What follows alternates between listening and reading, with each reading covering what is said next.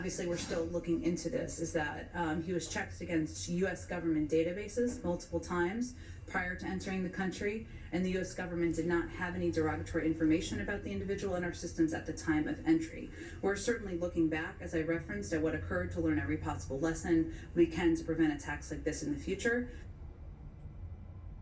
White House Press Secretary Jen Psaki admitting earlier today that their protocols for keeping terrorists out of the U.S., well, clearly flawed. Joining me now, anti-terrorism advocate and author of The New Founders, Joe Connor. Also with us, national security and counterterrorism expert John Rosamondo. Gentlemen, welcome. Great to have you both. Joe, Team Biden tried to claim the United States had no records on the Texas terrorist, but it wasn't like this guy was coming in from Syria or Yemen. He was a UK citizen with a long criminal record and an association with radicalized Islamic terrorists. My understanding is we have security agreements with our allies like the UK. We could have gotten the info if we had just asked. Is Team Biden blowing smoke to cover another screw up? Well, of course. I mean, why should this border be any different than the southern border? Everyone's getting into this country. And look, the Biden administration has had terrorists in their possession before. The terrorists who murdered my father, for instance, were released by Obama and Biden back in 2017. So these guys, when they start talking about they're going to do everything they can to stop another terrorist attack, it's complete BS. They release terrorists for politics. It's all politics all the time, and they let people in. They don't vet them, and the narrative is that it's white supremacists, and they don't want to talk about who the real terrorist in this country is. And it's a disgrace. Yeah. It puts the American people at risk. Yeah, and what do they care? It's not gonna hurt them and their families. They're protected by men with guns. It's just gonna hurt the American people. Hey, John, you wrote this piece on Newsmax.com where we're learning that the Texas terrorist belonged to Pakistani-based Islamic extremist group. As our borders are wide open, as Democrats all over the country enable criminals to harm Americans, do you think it's possible that Team Biden just looked at this terrorist and said, yeah, we want this kind of guy in the U.S.?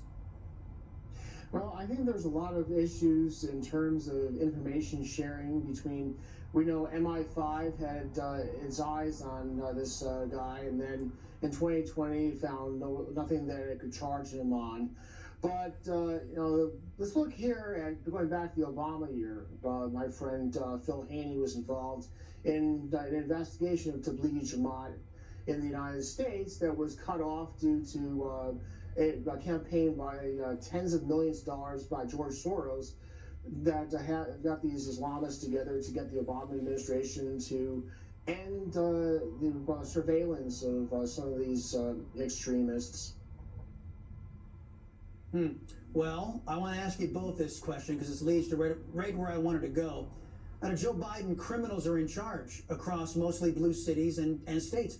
One of the latest incidents occurred in the People's Republic of California. Disturbing photos and videos show scenes of a train track in Los Angeles. I think we're going to get that up there. Yeah, there we go. Train track in Los Angeles, ransacked, thousands of packages from UPS, FedEx, and elsewhere. John, you go first. So long as George Soros is running criminal policy in our government, are Americans safe? Absolutely not. He's putting the most radical and extreme individuals in who are sympathetic to criminals. I mean, we're back to maybe where we were in the 1960s, 1970s, where you had radical prosecutors who were sympathetic to the criminals, and society's the problem, and not dealing with crime. Yeah, Joe, you want to take a swing at this? I mean, everywhere you go, every liberal state, every liberal city, you see criminals are in charge and getting away with it.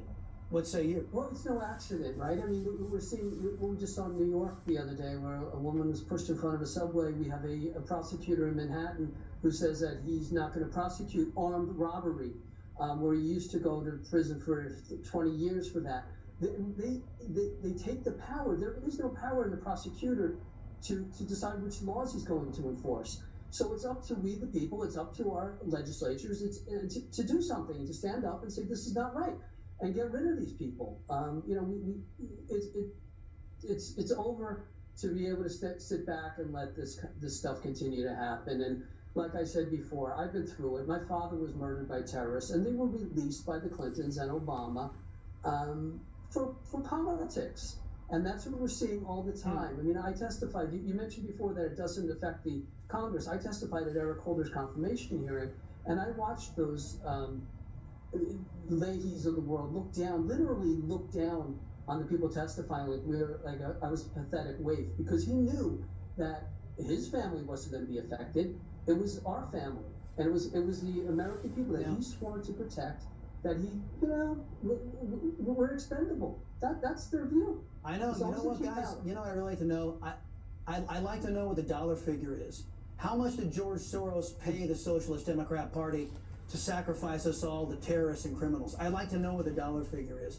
John Rosamondo and Joseph Connor, thank you, gentlemen. Appreciate it. When we come back, some Americans, even